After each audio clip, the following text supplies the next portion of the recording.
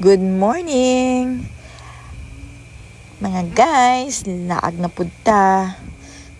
Mauna jud ni. This time, let's explore.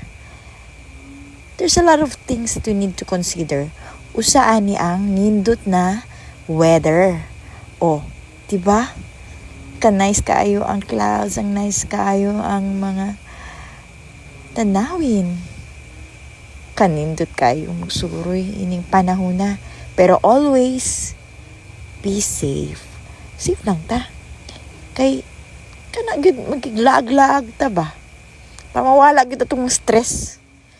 Amanggod ng life nato, di ba? Laag lang ta.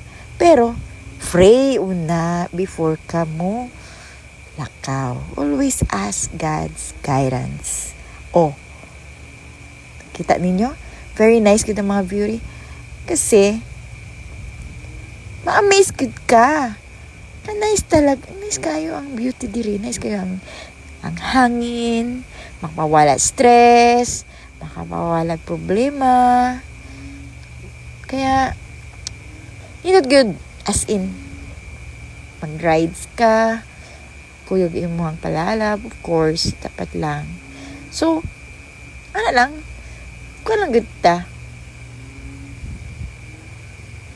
Let's live life to the fullest.